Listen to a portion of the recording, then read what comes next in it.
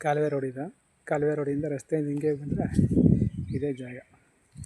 ಈ ರಸ್ತೆಯಿಂದ ಈಗ ಬಂದರೆ ಜೋಳದ ಕಡ್ಡಿ ಹೊಸ್ಕೊಂಡು ಜೋಳದ ಕಡ್ಡಿ ಇದೆಯಲ್ಲ ಇದು.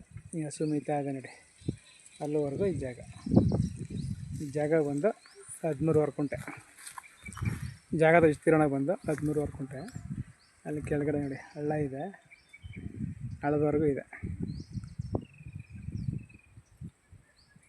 ಜೋಳದ ಕಡ್ಡಿ ಕೆಳಗಡೆ ಹಳ್ಳ, ಆ ಹೊಂಗೆ ಮರ ಕಾಣ್ತಾ ಇದೆಯಲ್ಲ ಅಲ್ಲಿವರೆಗೂ ಇದೆ. ಹೊಂಗೆ ಮರವರೆಗೂ ಹೀಗೆ ಬಂದು ಈ ಸೇಮ್ ಹೊಲ, ಇಲ್ಲಿ ಮಣ್ಣು ನೋಡ್ತಿರೋದಲ್ಲ ಇದು. ವಿಸ್ತೀರ್ಣ ಬಂದು 13 ಕುಂಟೆ ಇದೆ. ಈ ಜಾಗ ಬಂದು ಮದ್ದೂರಿಂದ 13 ಕಿಲೋಮೀಟ್ರ್. ಮದ್ದೂರಿಂದ 13 ಕಿಲೋಮೀಟ್ರ್ ಜಾಗಕ್ಕೆ.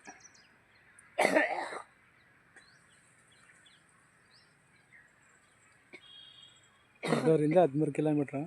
ಕುಣಿಗಲ್ ಮದ್ದೂರು ಹೈವೇಯಿಂದ 3 ಕಿಲೋಮೀಟ್ರ್ ಈ ಜಾಗಕ್ಕೆ. ಬೆಲೆ ಬಂದು ಕುಂಟೆಗೆ 1,30,000 ಹೇಳ್ತಾರೆ. ಕೂತ್ಕೊಂಡ್ರೆ ನೇಷಬಲ್ ಆಗುತ್ತೆ. 1,30,30,000 ಹೇಳ್ತಾರೆ. ಕೂತ್ಕೊಂಡ್ರೆ ನೇಷಬಲ್ ಆಗುತ್ತೆ. ರೋಡ್ ಪೇಸಿಂಗ್ ನಿಮ್ಗೊಂದು 60 ಅಡಿ ಬರುತ್ತೆ. 60ರಿಂದ 70 ಅಡಿ ಬರುತ್ತೆ ರೋಡ್ ಪೇಸಿಂಗ್.